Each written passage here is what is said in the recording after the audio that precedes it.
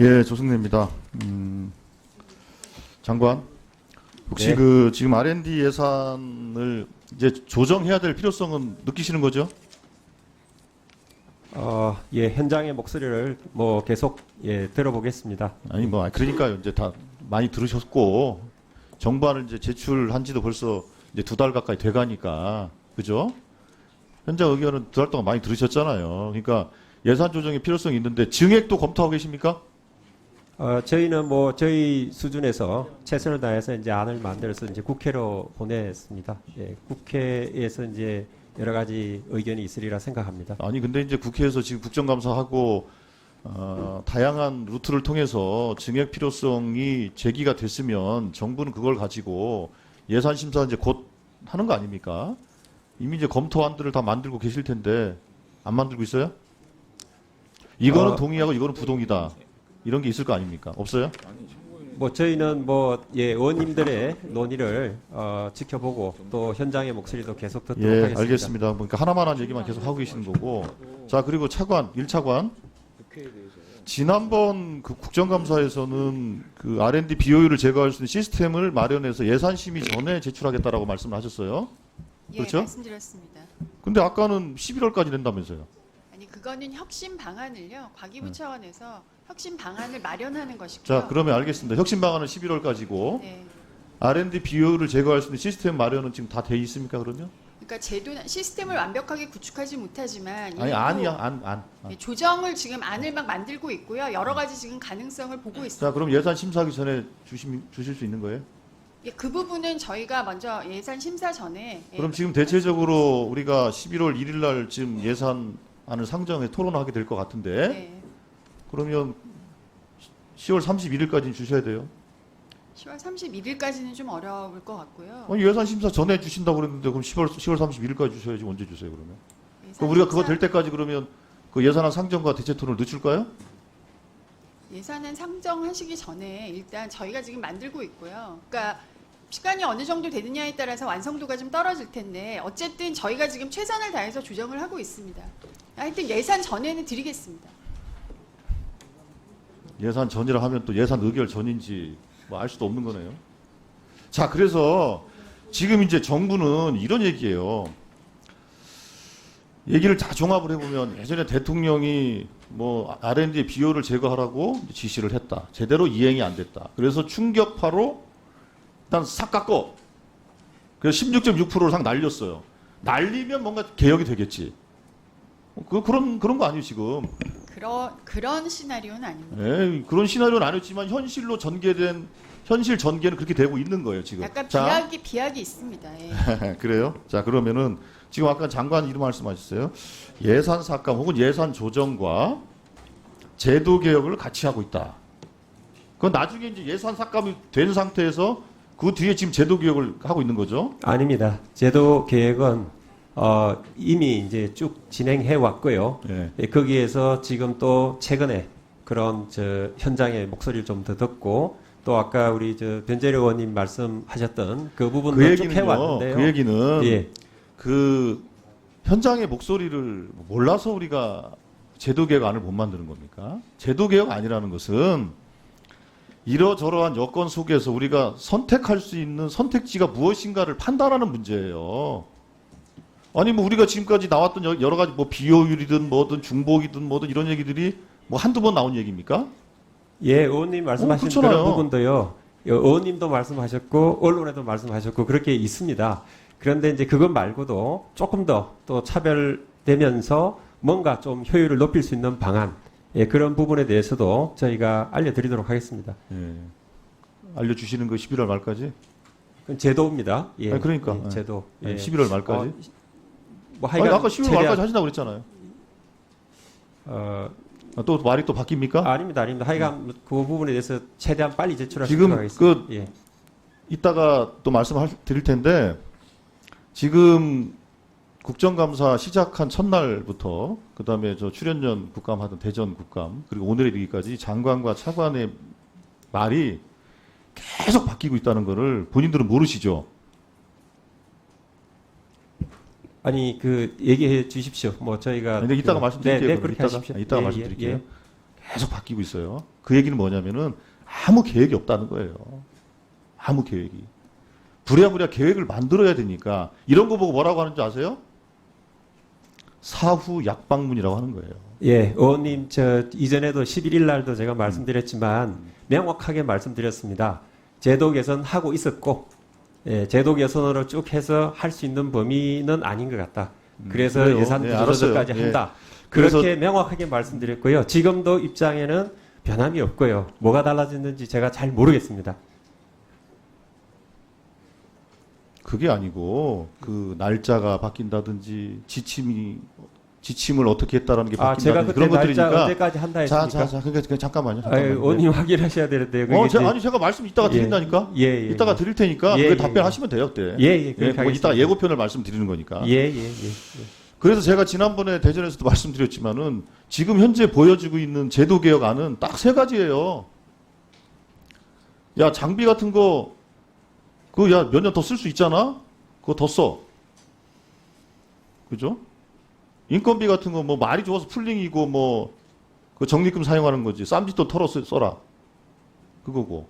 또 경우에 따라서는 기업한테 전가하는 거예요. 이런 게 제도 개혁입니까?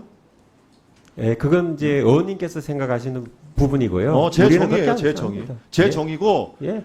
현장에서 느끼고 있는 체감도 똑같다. 이 말씀을 드리는 거예요. 그래서 제도 개혁이라는 건요. 아무리 우리가 뭐 거창한 무슨 제도 개혁 안을 만들어 가지고 발표를 할 수 있어요. 아니, 이번에 정부에서 그 3월 7일인가요? 국무회의를 통해서 R&D 뭐 투자 계획 해 가지고 5년간 투자 계획 발표했잖아요. 그죠? 예. 발표하셨잖아요. 그죠? 네. 예. 그때 지금 이 예산안과 같습니까? 다르잖아요. 아, 그래서 제가 그 부분을 말씀드렸지 않습니까? 네. 그동안 이제 뭐 의원님들뿐만 아니라 이제 언론 그리고 또 여러 이제 연구계에서조차도 예, 그런 이제 누적된 그래요. 그런 알았어요. 이제 부분에 예, 대해서 예, 얘기를 알았어요. 많이 하셨고요. 그러니까 이제 하나만한 예. 얘기를 계속 하는 거라고 그러니까요. 아, 그렇게 자, 말씀하시면 들어보세요, 안 되죠. 들어보세요. 예, 의원님 그건 정말로 이제 그렇게 얘기하시면 안 되죠. 유능하고 예. 책임 있는 정부라면 이렇게 일을 해야 되는 거예요. 제도 개혁안을 이 먼저 가면서 그에 따라서 예산 조정안이 같이 따라가야 되는 거예요.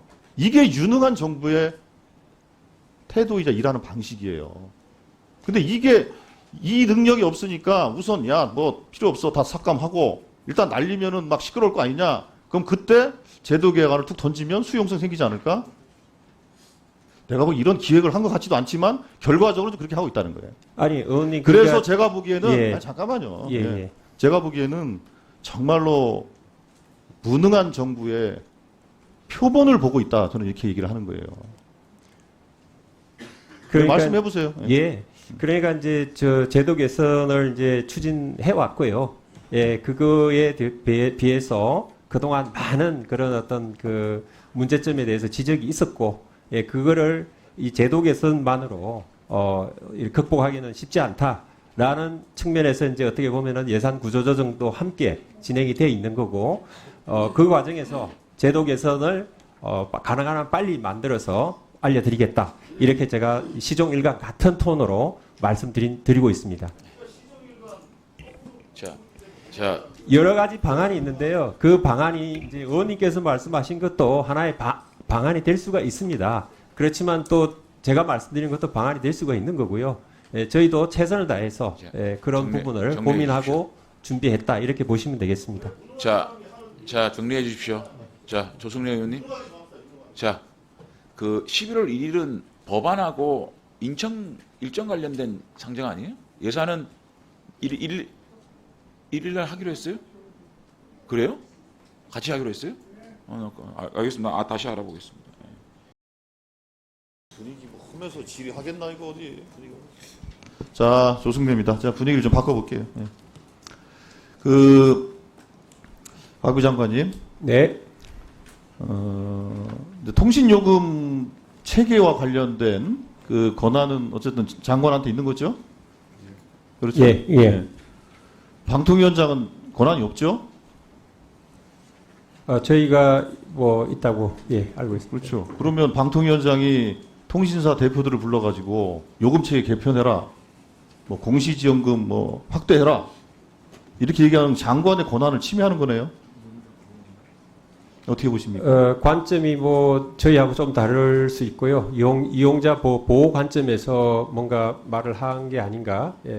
그렇게 제가 뭐 그 상황을 모르니까 자세히 말씀드리기 어렵습니다. 네, 그러면 제가 나중에 그 방통위원장이 요금 체계와 관련해서 통신사 대표들에게 했던 발언들을 가지고 제가 과기부에게 정식으로 질의를 할 테니까 이게 장관의 권한을 침해한 것인지 아닌지 그 분명하게 서면으로 답변해 주세요. 네, 그렇게 하십시오. 하겠습니다. 예. 네. 자, 그리고 지금 장관도 그 해외 출장을 많이 다니실 텐데 이제 해외 로밍을 하면 이제 로밍 요금제를 내지 않습니까? 그렇죠. 네. 근데 이 부분에 대해서 그러면 이제 예를 들면 로밍 기간이 길어지면 뭐 이렇게 뭐 며칠짜리야, 뭐 가까운 일본이나 중국 가가지고 2, 3일짜리야 그렇다 치지만 그래도 한 열흘 이상의 장기 출장 같은 경우에는 그럼 이제 해외 로밍하면 로밍 비용 내야 되고 국내 통신용 또 내야 되지 않습니까? 네. 그게 이제 이중 과금이다라는 얘기들이 있어요. 그거에 대해서 어떻게 생각하십니까? 예, 그거에 대해서 조금 이제 그 검토가 필요한데 이제 로밍을 받아서 외국에 있는데 그 사이에도 이제 국내에서 쓴 것처럼 해서 이렇게 간다 이런 부분인가요? 예, 그러니까 어쨌든 이중 과금에 대한 문제 제기가 있으니까 그거에 대해서는 많이 차관이 한번 답변해 보세요. 그러면 이 차관이. 예, 그 말씀 주신 부분에 대해서 이 통사하고 좀 협의를 해보겠습니다. 예, 그렇게 예, 해주시고요. 예. 예. 이게 이제 기술이 발달하면 과거에 우리가 이제 시외 전화할 때도 시외 전화 요금이 별도로 더 많이 부과가 됐잖아요. 시내 통화와 시외 통화를 분리해가지고 또 국제 통화도 그렇고. 근데 이제 기술이 발달하면서 그런 것들이 요금이 이제 그냥 단일 요금 체계로 바뀌었지 않습니까? 그런 것처럼 실제로 통신 네트워크가 발달하면 국내 통화로와 로밍 통화료를 통합을 하면서 실질적으로 국민들에게 부담을 좀 줄여주는 게 좀 필요해 보여요. 이런 어떤 취지인지 아시겠죠? 네. 예. 그래서 그걸 좀 검토를 하셔서 좀 보고를 해주시길 바라겠습니다. 예. 그리고 아까 제가 이제 R&D 예산 삭감과 관련해서 제가 뭐 세 가지 관점에서 말씀을 드렸더니 동의할 수 없다라고 하셨단 말이에요. 자, 한번 PPT 좀 틀어보세요. 자, 어쨌든 지금 그 인건비 등 예산이 부족하니까 여러 가지 방법들을 만드는데 자, 어떻게 할 겁니까? 그랬더니 이렇게 답변을 하셨어요. 자, 24년 예산국의 확정 이후에 연구비 내 학생 인건비 지출 비율 조정 등을 통해 인건비 적정 규모 유지를 하겠다. 이렇게 돼 있어요. 자, 그런데 네. 자, 파이는 줄어들었어요. 그죠? 전체 파이는 줄어들었어요. 자, 그러면 인건비의 적정 비율을 유지를 한다면 나머지를 줄여야 되지 않겠습니까? 재료비, 장비비 이런 것들. 그죠? 그런 측면은 좀 있습니다. 아니, 그러니까 지난번에 그 과기부에 답변을 하실 때 장비의 내구 연한이나 사용 연한 같은 걸 늘려서 하겠다라고 말씀하신 거잖아요. 네, 그런 면도 뭐 있잖아요. 장비에 대해서는 그럴 수 그러니까 있죠. 제가 예, 드린 예. 말씀이 과한 게 아니다라는 게 첫 번째고 두 번째 뭐 출연료 그거는 뭐 그동안 나왔던 얘기니까 그렇고 넘어가 보세요. 넘겨주세요. 예. 자, 제가 기업한테 전가한다라고 얘기하는데 그럴 리가 없다라고 말씀을 하셨는데 이거 보세요. 중연 가속기 이제 고에너지 구간 이제 R&D를 함에 있어서 저기 보세요.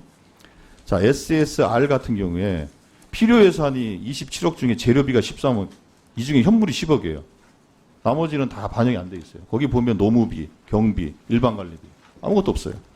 자, SSR2 필요 예산 47억 중 재료비 25억, 이거 현물 5억 포함해가 나머지 노무비 없어요.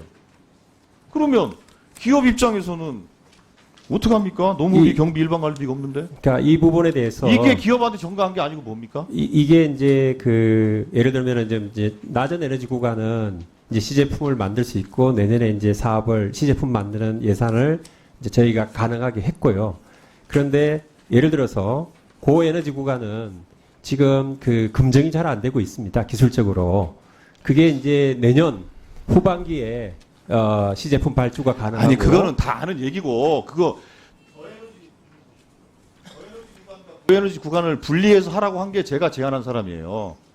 그래서 그렇게 지금 잘 하고 있습니다. 근데 고에너지 구간은 R&D를 하라고 한 거란 말이에요. 예. 근데 지금 제가 드리는 질문은 네. R&D를 함에 있어서 R&D를 할 때는 당연히 거기 재료비, 장비비, 인건비 등등 이게 필수로 포함될 거 아니겠습니까?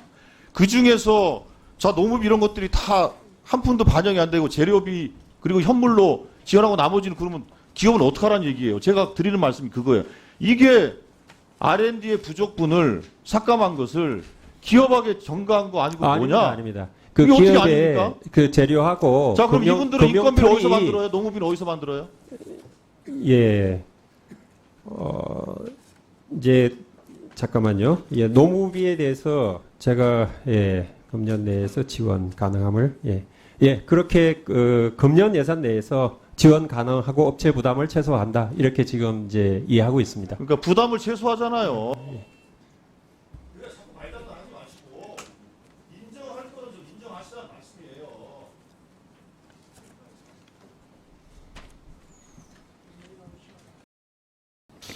예, 조승래입니다. 그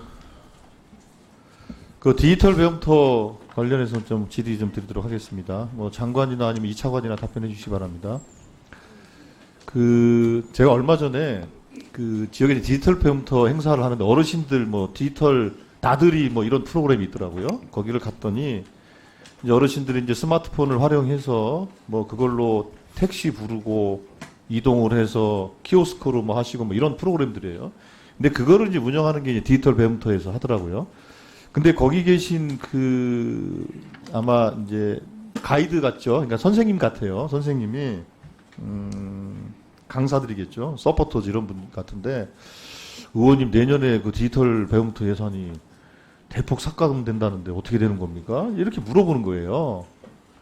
그래서 제가 이번에 자료 제출 요청을 해가지고 이제 자료를 봤더니 실제로 그러네요. 실제로. 그래서 지금 그러니까 올해 예산이 698억인데 내년은 419억이 감소가 돼서 279억이다. 그리고 보니까 총액이 감소가 되면서 디지털 배움터도 1000개소에서 800개로 줄이고, 그렇죠. 그리고, 강사 서포터즈도 4,000명에서 1,200명으로 줄이고, 이렇게 돼 있어요. 그러니까 그분들이 걱정할 만 하네요, 보니까. 그러니까 왜 이런 상황이 벌어졌습니까? 일단 이제 지자체에서도 이런 교육에 대해서 관심을 갖고 예산을 늘리고 그러니까 결국 그렇게 하다 보니까 정부에서 하는 사업들하고 중복되는 부분이 이제 많이 생겨서 그러한 부분은 이제 정부에서는 줄이고 그 대신 뭔가 이제 정부에서 할 일, 예를 들면은 이제 지금 저희가 에뮬레이터라고 정말 인구 총조사에 사용했던 그 패드를 저희가 아무도 안 써서 저희가 5,000대를 받아와서 앞으로 이제 거기다가 에뮬레이터를 프로그램을 짜서 넣어서 그러니까 어르신들이 직접 할 수 있게 한다든지 또는 그러니까 강사를 장관이 키워낸다든지 말씀은 그러니까 국가가 중앙정부가 직접 하는 거를 제외하고 그 중앙정부가 뭐로 직접 합니까? 다 그냥 지방 사무로 넘겨버리지. 그래도 이제 의원님 보시기에도 예를 들면은 같은 일을 지방에서도 하고 중앙에서도 하면은 분명히 또 의원님 입장에서는 그건 또 중복이라고 지적할 수 있는 부분도 있다. 중복이라기보다는 네네. 이 디지털 포용이라는 하나의 정책 방향이 디지털 격차를 해소하는 것이 중앙정부나 지방정부나 다 공통의 목표가 된 거예요. 그래서 중앙정부가 하고 있는 것에다 이게 의미가 있고 효과가 있으니까 지방정부가 조금 더 추가로 하는 개념인 것이지 그게 어떻게 중복입니까? 그 부분에 대해서 우리 또 이차관님께서 조금 더 구체적으로 말씀해 주시면. 의원님 말씀 옳으시고요. 그래서 정부와 교육장을 공동으로 활용하는 부분이 한 200곳 돼서 그래서 이제 800곳으로 좀 줄이는 부분이 있고 불가피하게 지자체에서 거의 70% 이상이 이제 그 정부와 교육장을 운영하고 있어서 저희 인력을 조금 감축할 수밖에 없는 그런 불가피한 사정이 있습니다.